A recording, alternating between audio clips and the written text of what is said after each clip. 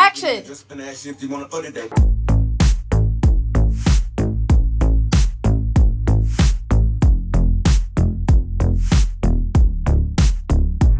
Hey guys, welcome to ReelTalk. I'm Rhett Wellington. I play Luca, and today I'm going to be reading Bound by Honor. Okay, let's get into it. Should I read this as Rhett or should I read as Luca? Okay, I'll read as Luca.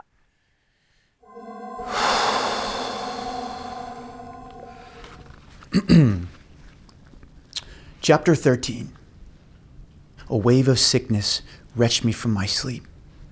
I stumbled toward the bathroom and threw up again, kneeling on the old, cold marble floor, too exhausted to get up. I shuddered. Luca reached over me and flushed the toilet before stroking my hair back from my forehead. Not that hot anymore, am I? I laughed hoarsely. That shouldn't have happened. I should have kept you safe. You did. I gripped the toilet seat and staggered to my feet. Luca's hands grasped my waist. Maybe a bath will help. I think I'll drown if I lie in the bathtub now. Luca turned the water on in the tub while still holding me with one hand.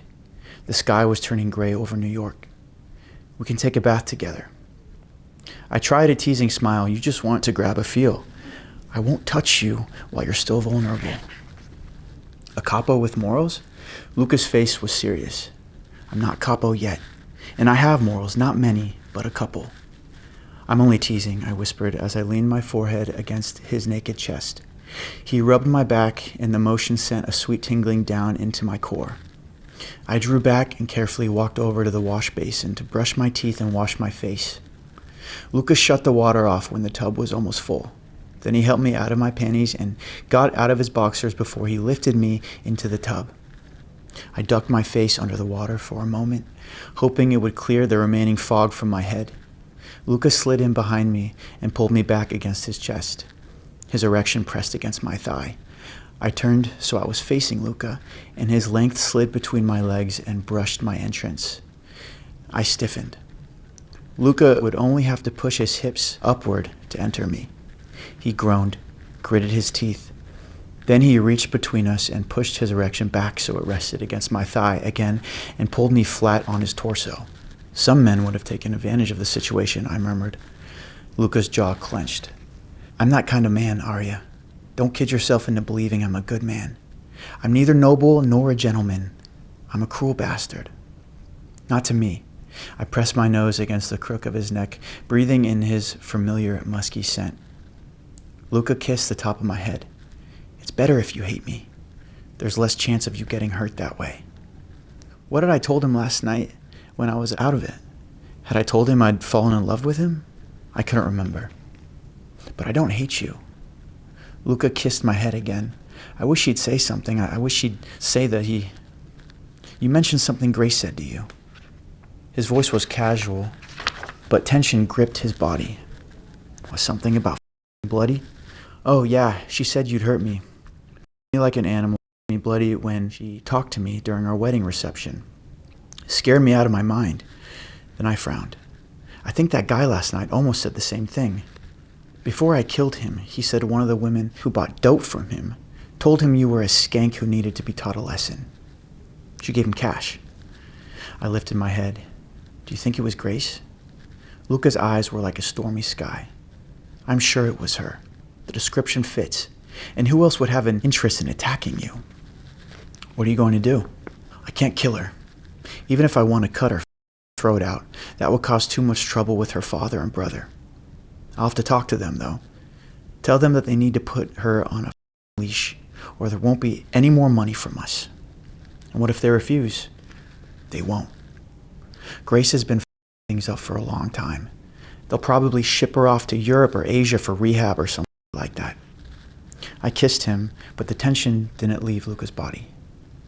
I can't stop thinking about what would have happened if Romero and Caesar hadn't been there, if that had gotten you out of that club. The thought of his dirty hands on you makes me want to kill him again. The thought that he might have... He shook his head. I knew his turmoil wasn't because Luca had emotions for me. He was possessive. He couldn't bear the thought that someone might have gotten his hands on me, that someone might have taken what Luca considered his. Resignation filled me. When Gianna leaves in a few days, you can have me. I whispered against his throat, Luca's hands stilled on my back. He didn't ask me if I was sure. I hadn't expected him to. Luca had said it himself.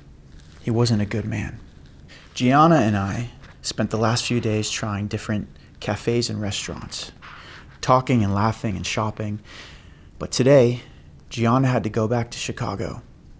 My arms around her were tight as we stood in the departure hall of JFK. Gianna needed to go through security soon, but I didn't want to let her go. Not only because I miss her terribly, but also because I was anxious about my promise to Luca. I braced myself and took a step back from Gianna. Visit again soon, okay? She nodded, her lips pressed together. You call me every day, don't forget. I won't, I promised. She backed away slowly, then turned and headed for the line at security. I waited until she walked through and disappeared from view. Luca stood a few steps behind me. I rushed over to him and pressed my face against him. He stroked my back. I thought we could grab dinner and then have a relaxing evening. He sounded hungry and excited, but not for food. Sounds good, I said with a small smile. Something shifted in Luca's face, but then it was gone. I hadn't eaten much. My stomach was already churning. I didn't want to take any risks. Luca pretended not to notice. He ate what I didn't. When we stepped back into our penthouse, I headed for the liquor cabinet, looking for some liquid courage, but Luca gripped my waist and pulled me against him. Don't. He lifted me into his arms and carried me upstairs into our bedroom. When he set me down on the edge of the bed, my eyes found his crotch. He was already hard. Nerves twisted my insides. He wanted me, and I wouldn't deny him, not tonight. Luca climbed on the bed, and I lay back, my palms flat against the blanket. His lips found mine, his tongue dipping in, and I relaxed under his skillful mouth. This was good, familiar, comforting. My leg muscles loosened. Luca ripped his mouth away from me and sucked my nipple into his mouth through the fabric of my dress. I cupped his head, letting his experienced ministrations carry away my fear. There was an urgency to his kisses and touches that I never felt before. He tugged at my dress and slid it down my body, leaving me in only my panties. He took a moment to admire my body before he moved down and buried his face between my legs, his tongue sliding between my folds over my panties. With a growl, he gripped them and ripped them off, then tossed them away. His mouth was hot and demanding, but too quickly he stopped and thrust a finger into me. Then he stood abruptly and slipped out of his shirt before he removed his holder and pants. His body was taut with tension and his erection harder than I'd ever seen it. The raw hunger on his face sent a spike of fear through me. You're mine. And then Luca loomed over me, his knees parting my legs and his tip nudged against my entrance. My muscles seized up and I dug my nails into his shoulders and squeezed my eyes shut. This was too fast. He seemed barely in control. I pressed my face into the crook of his neck, trying to let his smell calm me. Luca didn't move, his erection still only lightly touching my entrance. Arya, he said in a low voice, look at me. I did. His gaze was hunger mixed with something gentler. I tried to focus on the gentle for a long time. We gazed at each other. He closed his eyes and lowered himself so his body was flush with mine. I'm an asshole, he rasped. He kissed my cheek and my temple. Confusion filled me. Why? God, was that small voice mine? Luca was my husband, and I sounded as if I was terrified. I was terrified, but I should have hidden it better. You were scared, and I almost lost control. I should know better. I should prepare you properly, and instead, I almost shoved my into you. I didn't know what to say. I shifted, and Luca's erection rubbed over my entrance, making me gasp. Luca released a harsh breath, squeezing his eyes shut. When he opened them again, the hunger was contained. He slid down until his head hovered over my breasts and his abs pressed against my folds. I exhaled at the friction, and Luca's muscles flexed. I could tell he was still on edge. You are my wife, he said fiercely, as if to remind himself. Then his fingers closed around my nipples, and he tugged at them. I moaned, bucking my pelvis, making my core rub against Luca's abs again. Stop squirming, Luca ordered, almost pleadingly. He tugged again, and this time I forced myself to stay still, but a moan escaped my lips. Luca's expression was one of concentration and restraint as he tugged and twisted, twirled and rubbed. I arched my back, practically pushing my breasts into his face, and he gladly took me up on my invitation and sucked my nipple into his mouth. I closed my eyes as he suckled one breast while his fingers pinched my other. He shifted and ghosted his fingers over my ribs, my hips, my sides, before his tongue followed the same trail. He bit the skin over my hip bones, then soothed the spot with his tongue. My entire body was on fire, desperate for release. His fingers began massaging my thighs, parting me further as he moved lower. He kissed my mound, then my inner thigh, before biting gently. I gasped and rocked my hips. He slid his hand under my butt and lifted me a few inches, then he kissed my folds. I whimpered at the soft touch. He kissed me again, his lips moving against my folds, then he pulled back. My eyes peeled open. He watched me, then he kissed my opening and I could feel wetness pool out of me. Luca's thumbs spread my lips for him and he licked his tongue over my wetness. I shuddered and felt another trickle. Luca gently lapped at me, not once touching my. He sucked my folds, licked them, circled his tongue around my entrance, but never touched me where I needed him. Luca, please. I bucked my hips again. You want this? Luca nudged my with his tongue, and I cried out, yes. Soon. He growled and eased a finger into me with it slowly as his tongue slid around my opening, coating me with his saliva. His tongue moved up, finally circling my. I relaxed with a moan. Luca took my into his mouth and suckled, bringing me closer and closer to the edge. Tell me when you come, Luca said against my wet flesh. He fingered me faster and pressed his tongue against my. I'm come. Luca pulled his finger out, then entered me again with 2 fingers.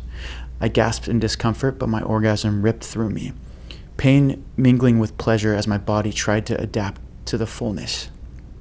Luca kissed my inner thigh, then groaned. You're so tight, Arya. Your muscles are squeezing the life out of my fingers. My pulse was slowing and I glanced at Luca. He was watching me, 2 fingers buried in me. He slid them out a couple of inches and I winced, but he slowly found a rhythm as he slid in and out. Relax, Luca murmured, and I tried. I need to widen you, Principessa. Luca traced his tongue over my folds and again. I hummed in pleasure. The discomfort in my core lessened with every stroke from Luca's tongue, and I could feel myself approaching another release. Luca must have felt it too. He pulled his fingers out and moved up until he was propped up over me. He lined himself up and shifted my legs and hips until he found the angle he wanted. Then his tip brushed my entrance. And just like that, I froze up again. I wanted to cry in frustration. Why couldn't my body work with me? Luca kissed my chin, then my lips. Arya. Thank you so much for watching, guys, and be sure to keep an eye out for my new show with Savannah coming up.